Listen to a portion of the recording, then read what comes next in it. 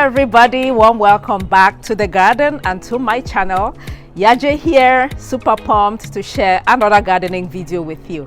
Today's video is going to be about an experiment that I carried out on the cultivation of what is known as the Egusi melon. So one of the members of the tribe left me a question on cultivating the Egusi melon, and the question was about if you remove the Egusi melon from the shell, can it still germinate? Like if you remove that Egusi melon seed from the shell, the de-shelled Egusi, can it germinate?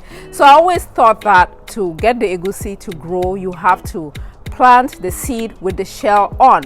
And so when they left me this question, I was like, why don't I try and find out? And the results, the process is what I am going to share with you in today's video. But if you do not know what the Egusi melon is, it is this melon right here, the Egusi melon.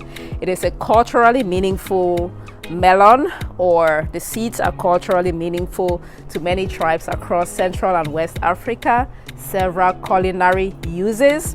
The Egusi melon is much like the watermelon, except the flesh is not edible. What is edible are the seeds that are found inside of the melon. The seeds are usually de-hulled because it has a shell. It's de-hulled and then it is used to prepare different types of soups. They grind it and use it for many different things. So like I said, I always thought that for that melon, for you to be able to grow the Egusi, you need the seeds within the shell, which was very difficult to get. So when somebody asked me if it can actually germinate if you have removed that outer shell, I was like, why not try it and find out? Because sometimes you can get, you can get a lot of the Egusi that is still whole from African stores, but the ones with the shell around it is hard to get. And I had been putting off growing Egusi for several years because I could never find that version that had the shell with it. So I believe that this experiment is going to fascinate you because the results, I was quite surprised with the results.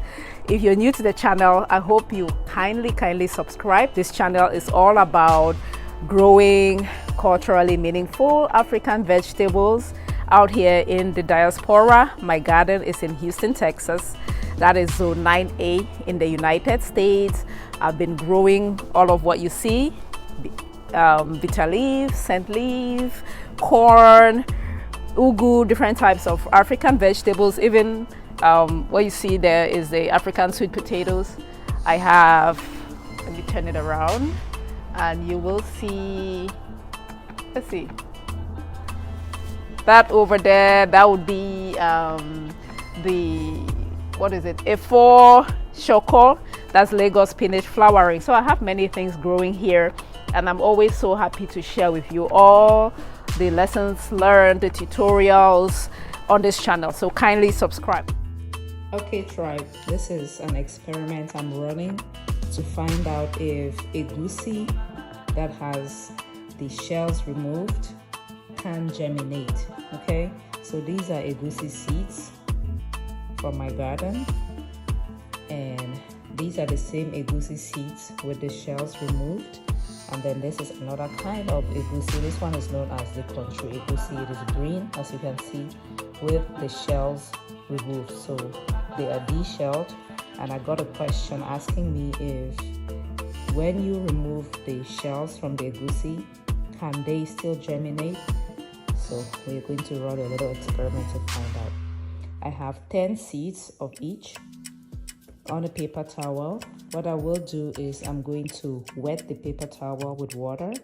I'll spray the paper towels, and then I will put everything in a plastic Ziploc bag and let it sit in a warm place to find out if the seeds will germinate.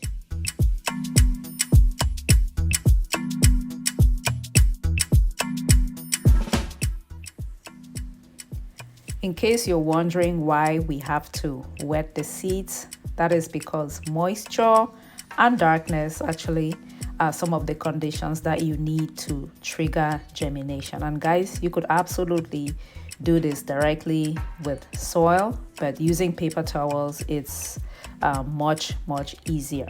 So after wetting the paper towels, I then put them in a Ziploc bag to retain the moisture, and then set everything in a warm environment, because heat is also another element that you need to facilitate germination. 1 week later, and this is the moment of truth. I was quite excited to find out. Guys, let me know, did you think the ones with the shell removed, the dehulled or deshelled egusi, would germinate? Drop me a comment before we find out. Let's start with sample number 1. That is the green egusi or the native egusi. We had some germination. Yay! The germination rate was only about 20%, and that is because these egusi seeds are quite old, but I was quite excited to find out that the seeds, the deshelled egusi seeds, actually germinated. Now, sample number 2, the deshelled egusi from Cameroon. These ones were not from my garden. This is just egusi that you would either bring from Cameroon or buy from an African shop. Bring from Africa. Let me not keep saying Cameroon. But look, guys, almost 100% germination rate. What? 100% germination rate. Egusi removed from the shell will germinate and really have a high germination rate compared to even the ones in the shell. And I can suggest that the ones in the shell did not germinate as much, as because it takes maybe longer for water to penetrate the shells before it can germinate. But so yeah, the experiment was successful in the sense that I was actually able to show that egusi that has been removed from the shells will germinate with even a higher germination rate.